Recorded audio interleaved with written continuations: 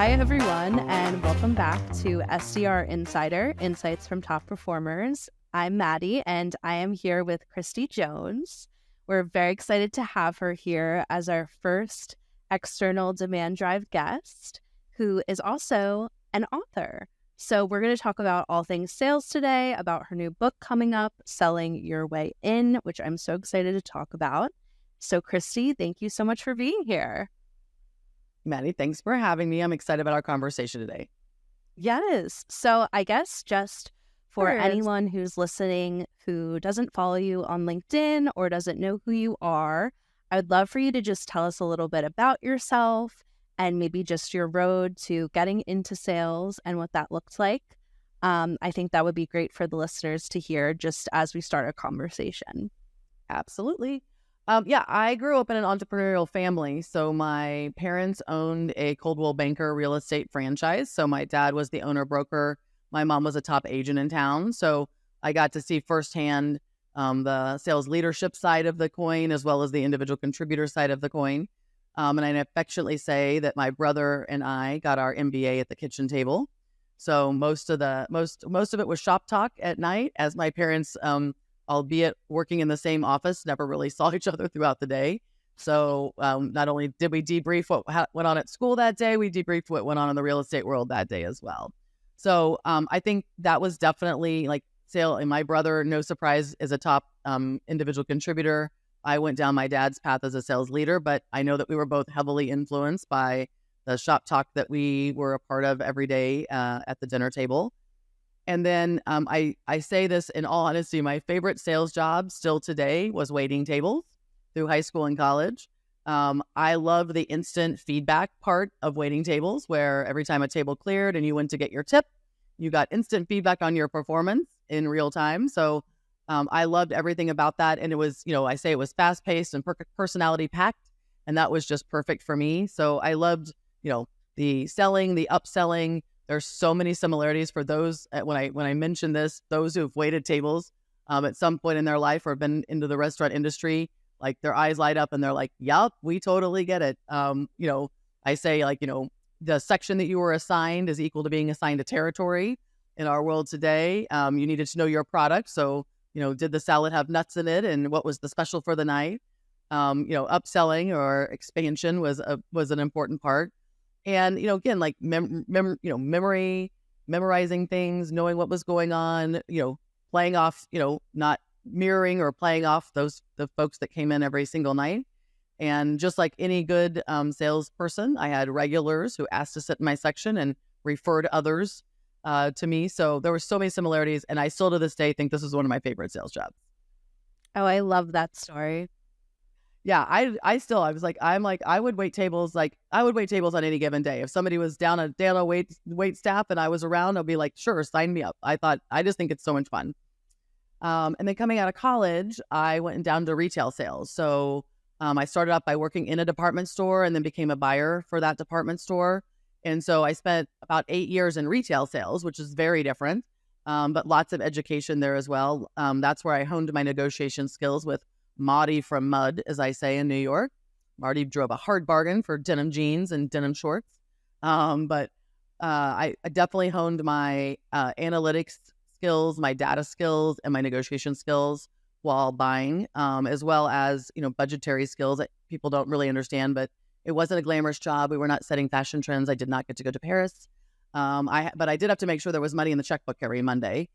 So we had to balance the checkbook every Monday to see if I had any money to buy anything or whether I had to negotiate markdown money for things that didn't sell. So it was really more about assortment, making sure that you didn't run out of, Marty's shorts in any given store in May and June when you needed them the most.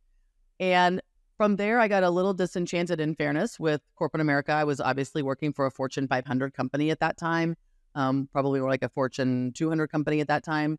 And I got a little disenchanted with kind of not being able to sit at the Knights of the Round Table, close enough to the Knights of the Round Table. And so I left corporate America and never looked back and went to work for my first SaaS company. I share that I'm so old that we called it subscription model, not SaaS, back in the day.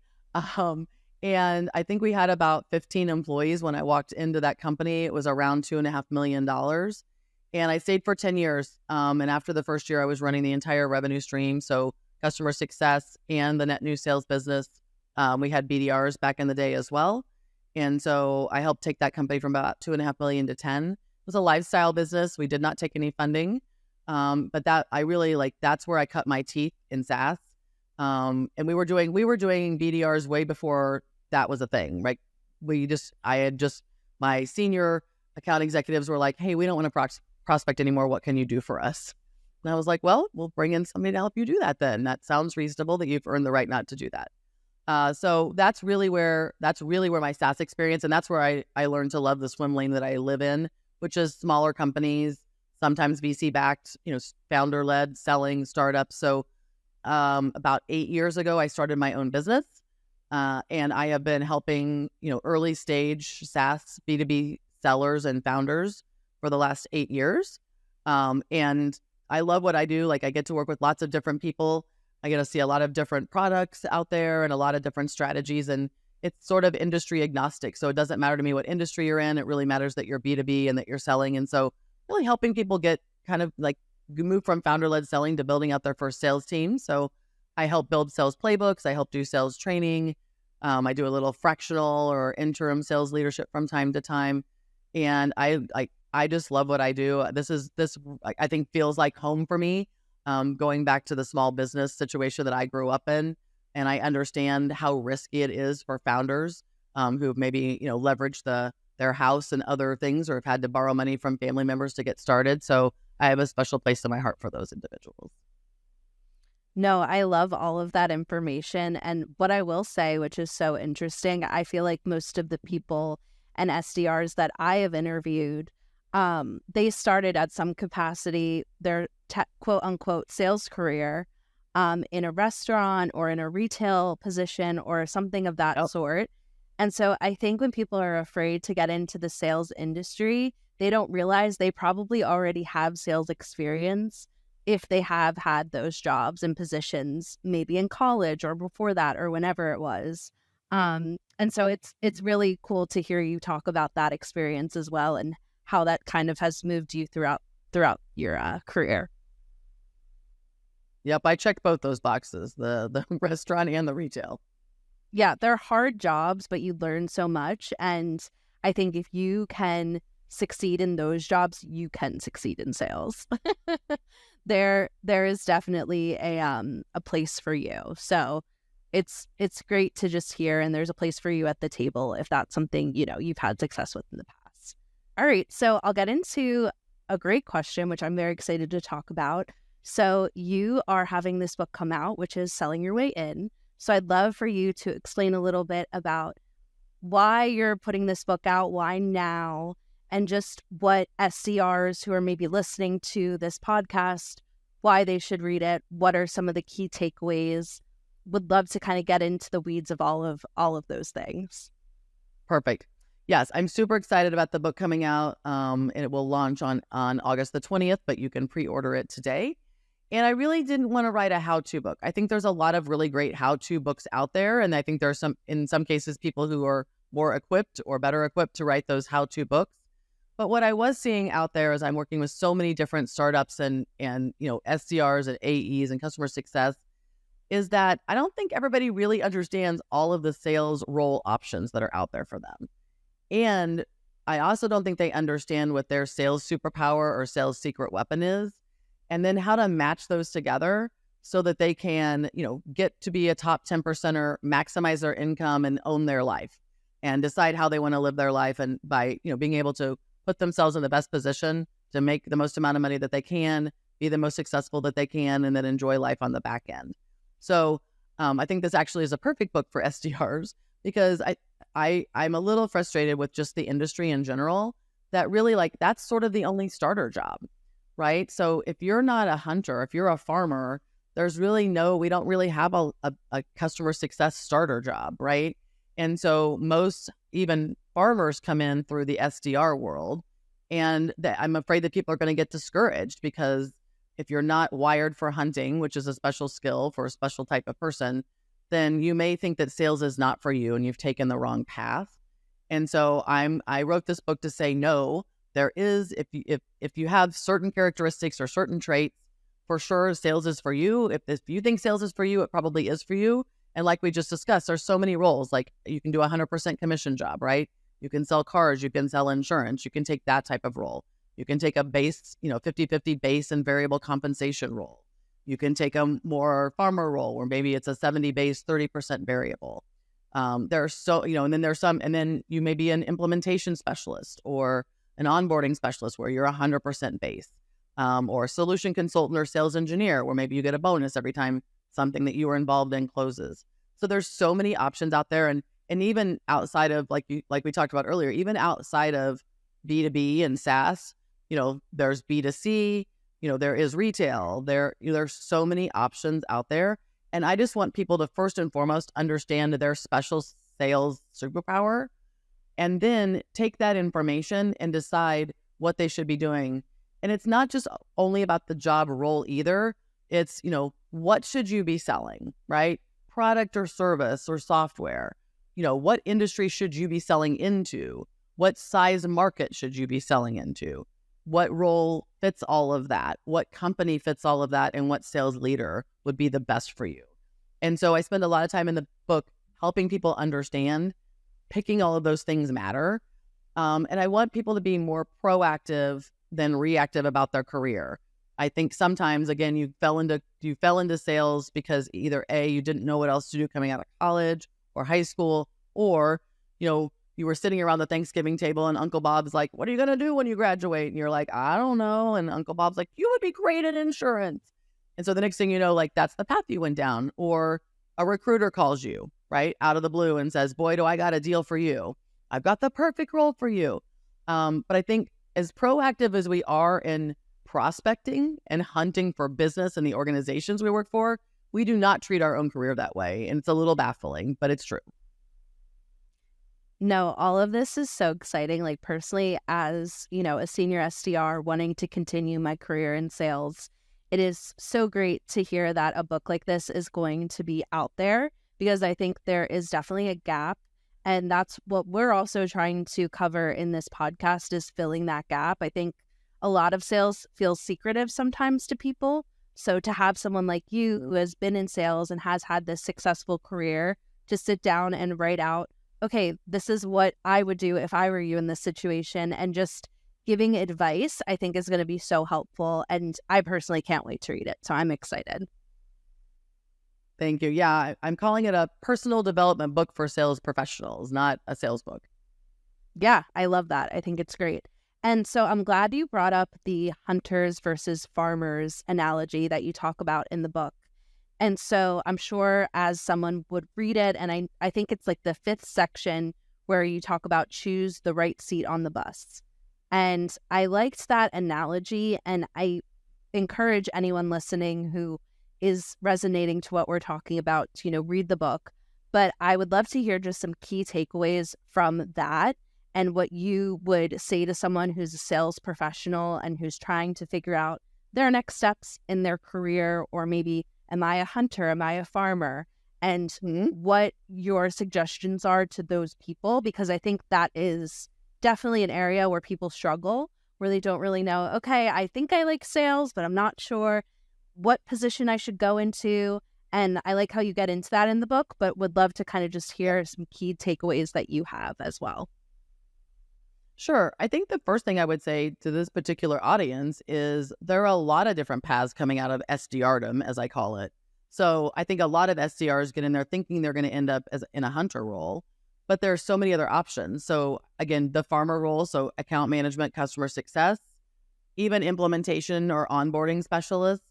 I've had SDRs end up in the marketing department, doing event marketing or other things like that. So sometimes the SDR BDR department is underneath the marketing umbrella. And so like being part of that marketing team will give you a completely different, vantage and viewpoint. As far as like hunters, farmers, and what I call gatherers, like there are some specific things, and I use a sassy little Kristie analogy, which is I always say that that hunters want to give birth to the baby, but farmers would prefer to raise the baby. And then gatherers are going to do both. But I think, some some traits that I think you'll see in yourself right away is like, have you never met a stranger? Like I call it, I ask this question sometimes in an interview. If if you miss your last flight out of the day, and you've missed your connection and you end up at the Marriott in the Marriott bar, if you go into the Marriott, are you going to go straight up to the room and order room service? Or if you belly up to the bar, how many people will you know their travel nightmare story and perhaps their life story at the end of the night? I'm the girl that the first thing I do at 8:00 if I miss my flight is check in, drop my bag, and I'm back down to the bar. And I'll know everything about the people sitting next to me by 10:00 at night. And so, I have that. I'm an extrovert. I have those hunter tendencies. I'm not afraid of failure. And then, sales is a tension-filled sport. And I don't think a lot of people understand that. And so in order for a sale to move from zero, call it prospecting, to close, call it 100%, there has to be a certain amount of tension in order to move that forward. If you're someone who really avoids conflict and tension's not for you, then probably hunting's not for you. You're probably more of a farmer. If you're someone who is a complete relationship builder, you're the person who never forgets a birthday, who knows what their children's birthdays are and what their ages are and grades in school. If those are the kind of things that you seem to just commit to memory and really love to enjoy learning and meeting people, then, and you again, there's still tension in the account management, customer success job, but there's less tension, right? When you call, they answer the phone. When you email, they hit the reply button. It's not, ghosting doesn't exist that much in that world. And so if you're somebody who likes to build the relationship over time, you don't like to hand over the baby for adoption, as I say, because the hunters are going to hand the baby over and they're going to give it to the adoptive parents, and you'll maybe get pictures at holidays and birthdays, but you probably won't be there to see them take their first steps or ride their first bike. But if those type of things are important to you, then probably farming is for you. And then I call the gatherer the keep what you catch person, right? So a lot of times, and this is a role that I don't think a lot of people talk about enough, which is, hey, I can do a little hybrid. Like you still probably lean, I still believe as traits are set by the time you're age 10. And so you're probably going to lean either farmer or hunter just naturally, intuitively. But a lot of people are like, hey, I really don't want to give the baby up for adoption. Like I'm happy to give birth and watch them take their first steps and ride their first bike. And so if that's you, I call it the keep what you catch person. So you don't mind doing some hunting, but you don't want to hand it over to somebody else to raise.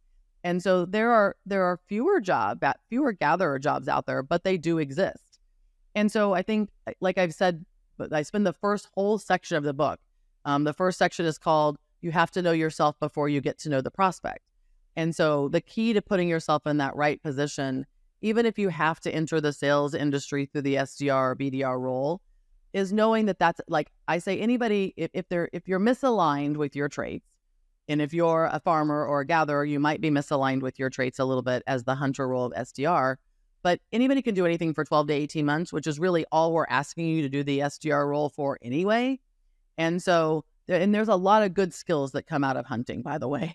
There's a lot of things that you're going to learn that you're going to need later in life, or even in your farmer or gatherer job. So I think really knowing yourself and understanding, what do people come and ask you advice for? What do people say? What do they say that your strengths and your strong traits are? I think if you're unclear about your sales superpower or secret weapon, asking others, what do you think I do well or better than other people, can give you some clues. I think that's awesome advice. And I love how you call it a superpower, because it really is. At the end of the day, we all have different things that we thrive at and that we're best at. And I think it's just honing in on those things and also owning them and saying, I know I'm good at this. This is what I can do. I bring to the table, and then taking it from there when you're looking for a position or your next step or whatever it might be.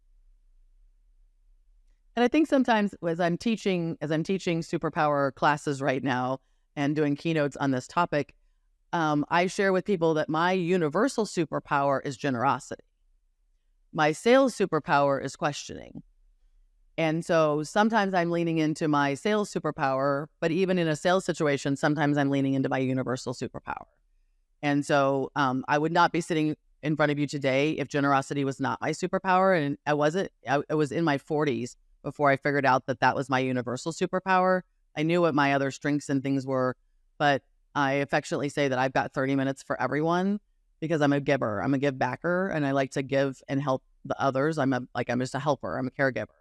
And so I've done that for so many people that when I needed some assistance, I started my own business 8 years ago because I had lost my job and I was looking for my next VP of sales job. And I started to reach out to others. And in some cases, some of those individuals I had been generous with in the past, who then were generous with me in return. And that put me on the path that I'm at today, which was not the path I was actually headed down. But it's the path. And again, and the other thing I would talk about is when the universe speaks, listen, because there were so many things that were happening as I was job searching that made it very clear that I was supposed to be consulting and coaching and helping multiple companies and lots of individual contributors, that there were so many things coming at me that it was hard to ignore. And had I ignored it, I wouldn't be sitting here today. So I also think being open to seeing what's happening around you and seeing that, hey, like this keeps coming up, this keeps coming up, this keeps coming up. There's probably a reason, and you may need to lean in instead of lean out. Yeah, no. And I think also this kind of ties into one of my next questions.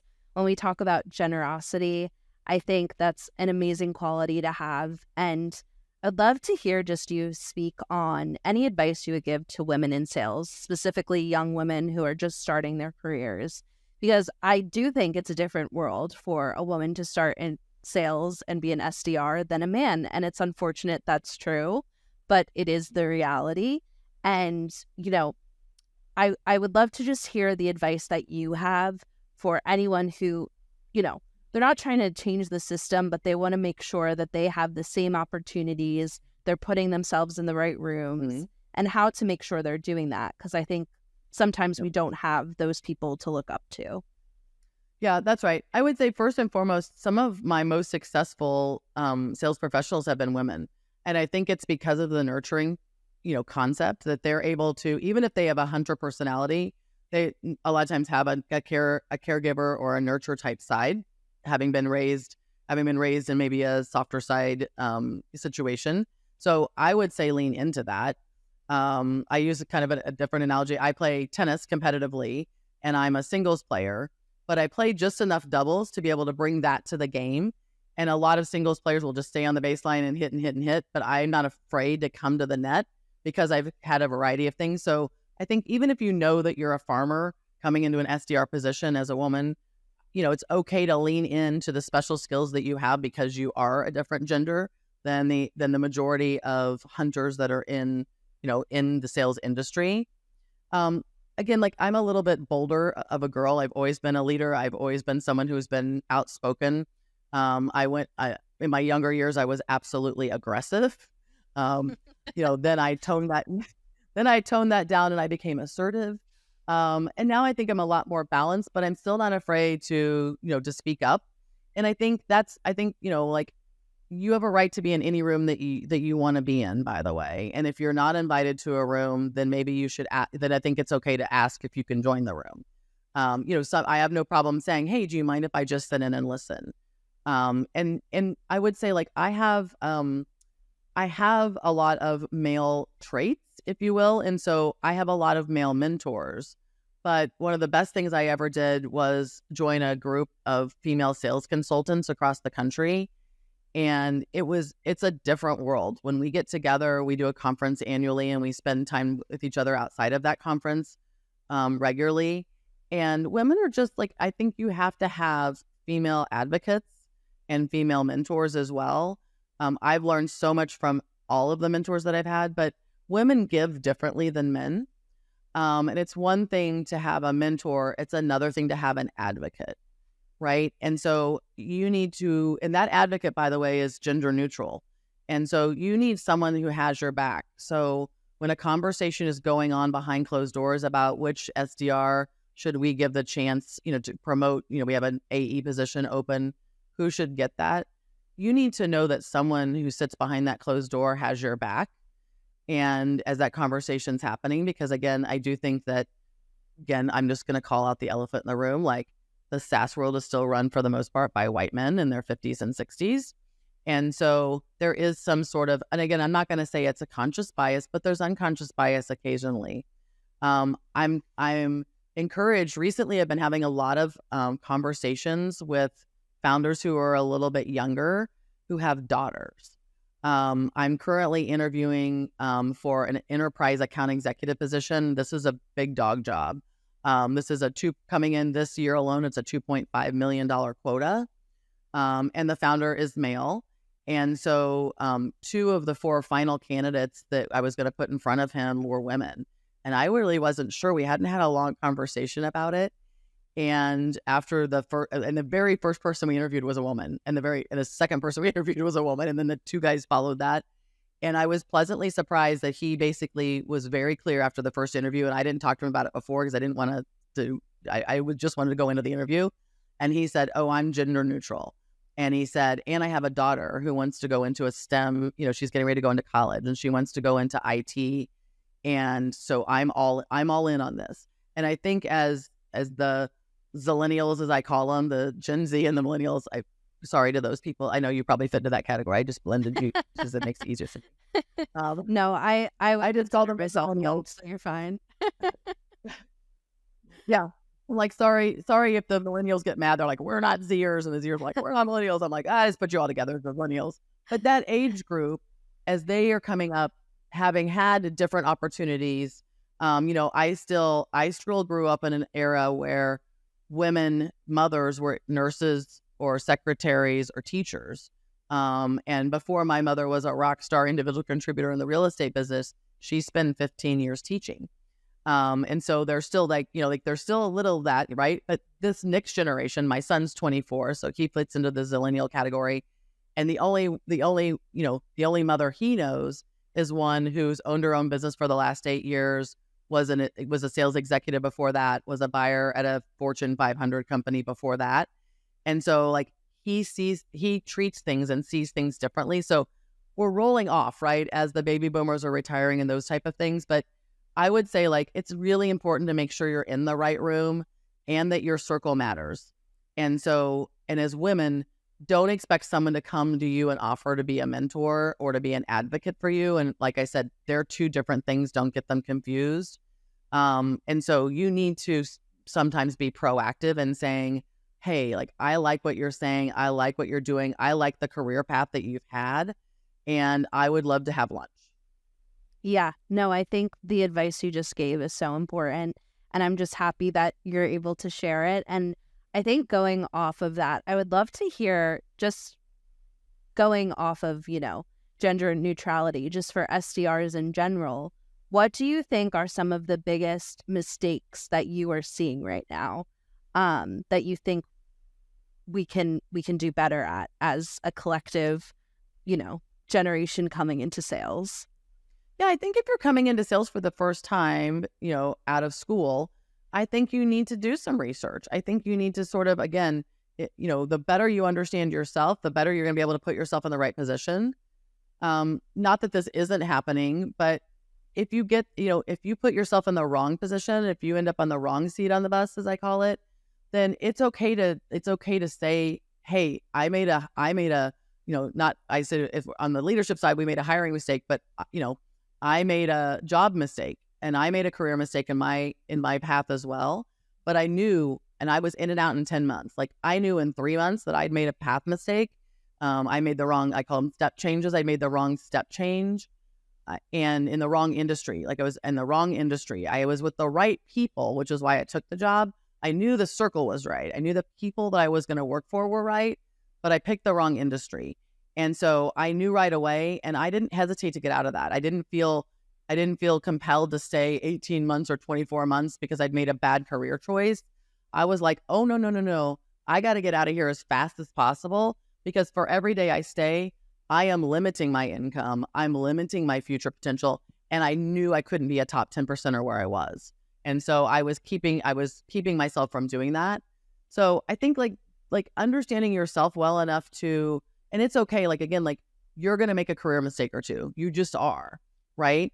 One of the mistakes I am seeing, by the way, is something I just mentioned. One of the mistakes I'm seeing is people aren't staying long enough. I call it, in the book, I call it the 3-year rule.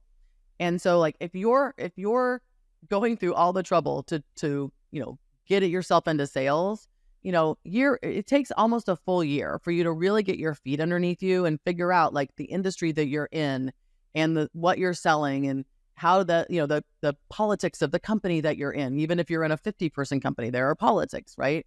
There are things that you need to learn. Business acumen, right? Just general business acumen. In year 2, all of that hard work in year 1 will start to pay off and things will just get easier, right? Like the job will get easier. Getting quota will get easier. Negotiating deals externally or internally, figuring out how the internal politics works, all of that gets easier. And I say, if you could actually stay till magic year 3 and you put in all the work, then I say, instead of you having to pick up the phone every day, the phone will start to ring for you, right? You will have touched enough people. You will have understood enough things. You will have started to build out your network. You will start to understand the industry. And so I think in this day and age, that people want to jump. Couple like quick stories here. Well, first off, like I was the individual, the founder I was just talking about. We were hiring his first enterprise account executive. In fact, it's his first sales professional, period. And I asked him about stock options, and he hasn't taken any funding for the most part. And he was like, I don't know how I feel about that. And I said, don't worry about it. I said, it's just like a vanity metric kind of thing. It's like a vanity benefit. I said, because nobody stays 4 years in order to get them vested, 100% vested anyway. So it's like, it's so funny how people are like, well, does it come with stock? And I was like, does it matter? You're not going to be here by year 4. You're right. So I think that's sort of a vanity benefit. And the other thing is I mentioned that my brother was a very successful individual contributor, and he went into the staffing industry and became a top performer there. And he's been with his organization for 25 years. And his point was, I would never, ever be as successful as he is. He's been number 1 in his region multiple times. He's hit the President's Club 20 of those 24 years, mostly in a row. And he said there was no way. I had to build, staffing is a relationship business. His account is the Ford plant in Kansas City. And he spent all of these years cultivating relationships with the C-level HR folks, with the VP HR folks, with the hiring managers. And he said, if I were to leave and start all over again, it would dramatically impact my income in a very negative way, because I've put all of this work in to create these strong relationships. Why would I leave at this point? It would be detrimental to me, from a career standpoint and from a financial standpoint. Thank you for those stories. I think that they were both great, and everything you've said today has just been great to hear. And I think for me personally as an SDR, one of my key takeaways is to just listen to yourself, listen to your strengths. And I'm really excited to read the book and to just learn a little bit more about how I can do that for myself. And so, Kristie, just wrapping up, is there anything that you hope that someone listening takes away from this episode? If they go and get the book, that you hope that they take away from that as well? I know there's so many takeaways that you have to share, but if you would like to share just, a few that you think are the key ones, I would love to hear that. Yeah, I would say it's something that you just sort of mentioned, Maddie, which is trust yourself, right? Like, trust your instincts, trust your gut, trust when your stomach is upset and you're like, something feels off here. Like, again, like as you get older, that internal meter gets louder or easier to listen to. But if you know that something, like if you put yourself in the wrong position, there's no shame in that, right? It's okay to go, hey, listen, like, time to pivot. Like, companies pivot all the time. Like, why can't people pivot? So time to pivot. I'm really concerned about people not having enough mentorship or advocates at the table, and making sure that they're getting that type of advice from people who've sort of been where they want to go. There's no reason to try to figure it out by yourself. Other people have already figured this out. And the other thing that we haven't really talked a lot about today, but it kind of goes back to the book in general, which is, you know what, you need to be responsible for your own personal and professional development. And that would include things that we don't talk a lot about, which is, getting enough sleep, eating right, exercising, have a spiritual type practice. That your circle matters falls into that category. But there's no doubt that top 10%ers are taking care of themselves and putting themselves first and understand the importance of self-care, of nutrition, of sleep, of, getting outside into nature. And so don't think that, when you can't figure out how the person sitting next to you, that you're saying the same thing as they're saying every single day, is getting to the top 10% and you're not, I bet it's the work that they're doing outside of work that's getting them there. So don't discount the things that you're doing outside of work. Those things matter too, and it all makes you a better sales professional. That was great advice. I think we sometimes overlook what we're doing outside of work and how that can help us progress in our careers and develop ourselves as professionals too. So I think that's a great way to wrap it up, and just to share with anyone listening who's an SDR or another sales professional. And when can everyone buy and read Selling Your Way In? Well, you can pre-order it now. You can go to sellingyourwayin.com, and there are lots of options. Buy it at your favorite bookstore, if you will, and it'll come out on August 20th. And I also, based on our conversation today, I'd like to offer the listeners a worksheet or a workbook, if you will, on identifying their rock star traits. And so I'm going to put that and some other gems in there at KristieKJones.com/SDR Insider. And I know you'll put that in the show notes. But if you go there, I'm going to have a downloadable for you and a worksheet where you can, if you're not sure about those rock star traits, I'm going to help you figure that out. Well, thank you, Kristie. That is super generous and ties into your generosity. So thank you for taking the time to chat with me today and share all of this wonderful insight. And I can't wait to read the book, and I'm sure that other listeners are very excited too. So thank you so much. Thank you for having me.